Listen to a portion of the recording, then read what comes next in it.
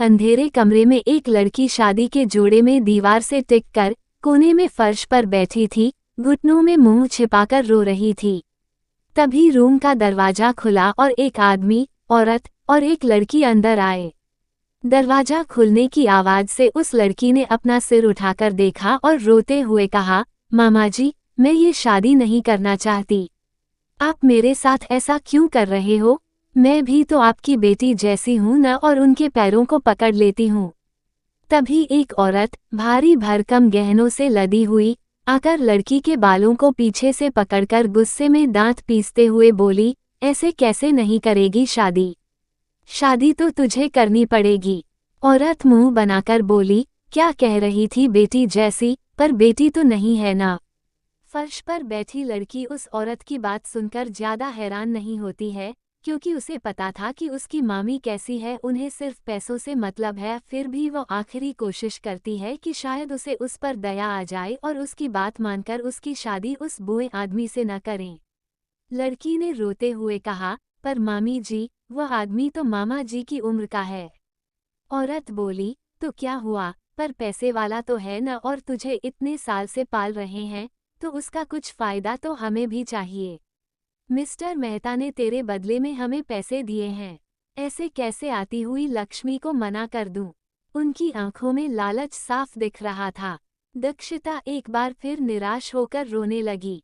औरत ने लड़की के बाल छोड़कर कमरे से बाहर जाते हुए कहा, चल अब नाटक बंद कर और तैयार हो जा।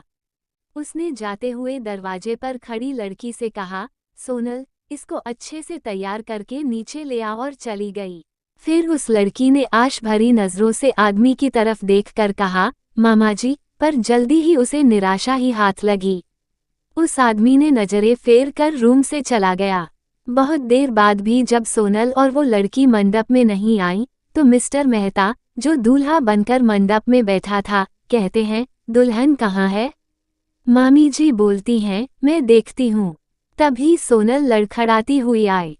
उसके सिर पर बहुत चोट लगी थी और बाल भी बिखरे थे, और बोली, मम्मी, पापा। मामा मामी उसके पास भागते हुए, बेटा, ये तुझे क्या हुआ है?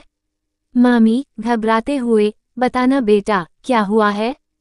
सोनल कहती है, मम्मी, वो दीदी। मामी दांत पीसते हुए बोलती हैं, क्या दीदी लगा रखा है? सोनल बोलती है, मम्मी दीदी भाग गई। मिस्टर मेहता मंडप से उठते हुए, क्या? सोनल रोते हुए बोलती है, मम्मी, मैंने उसे बहुत रोकने की कोशिश की, पर मैं रोक नहीं पाई और रोने लगी। मिस्टर मेहता ने अपने आदमियों से कहा, मेरी शक्ल क्या देख रहे हो, जाकर उस लड़की को ढूंढो। सारे आदमी चले गए। मिस्टर मेहता ने मामा और मामी को धमकी देकर कहा, अगर दक्षता नहीं मिली तो मैं किसी को नहीं छोड़ूंगा। और फिर मिस्टर मेहता भी अपने आदमी के पीछे पीछे चले गए। मामा मामी ने सभी मेहमानों से माफी मांगी। सारे मेहमान भी बात करते करते जाने लगे। मामी ने मिस्टर मेहता के डर के कारण कहा, हमें ये शहर छोड़कर जाना होगा। उस कलमुही के कारण मिस्टर मेहता हमें छोड़ेंगे नहीं। मामा ने कहा, तुम ठीक कह रही हो, और दोनों सोनल को उसका सामान पैक करने का बोल के अपने कमरे में सामान पैक करने चले गए। सोनल भी सामान पैक करने चली गई। थोड़ी देर में तीनों दिल्ली जाने वाली ट्रेन में थे और कुछ ही देर में ट्रेन लखनऊ से दिल्ली की ओर चल पड़ी। सोनल अपने सीट पर बैठकर कुछ घंटे पहले क्या हुआ वो सोचने लगी। फ्लैशबैक। सोनल ने जल्दी से दरवाजा बंद किया और उस लड़की के पास बैठकर कहा, दीदी।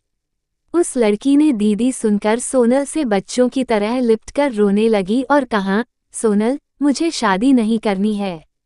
मुझे अभी पढ़ाई पूरी करनी है। मामा जी, मामी जी कैसे मेरी अभी शादी कर सकते हैं, वो भी इतने बड़े एज के आदमी के साथ? दक्षिता बोली, उन्हें क्या सिर्फ पैसों से मतलब है? मैं उनके लिए कुछ भी नहीं हूँ। इतना बोलकर वो फिर रोने लगती है। उद्धरण चिन्ह। सोनल ने कहा, दीदी, परवर मत कीजिए, हमारे पास ज्यादा टाइम नहीं है। मैं यहाँ सब कुछ संभाल लूंगी। और दक्षिता को उठाकर खिड़की के पास ले गई और दरवाजा की तरफ देखते हुए कहा, जल्दी जाइए, दीदी।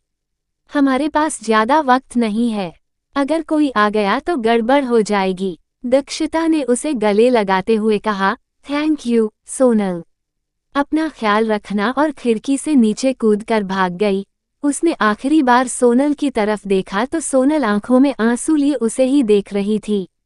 सोनल ने उसे बाय बोलकर जाने का इशारा किया। दक्षिता उसे बाय बोलकर स्टेशन की ओर चली गई।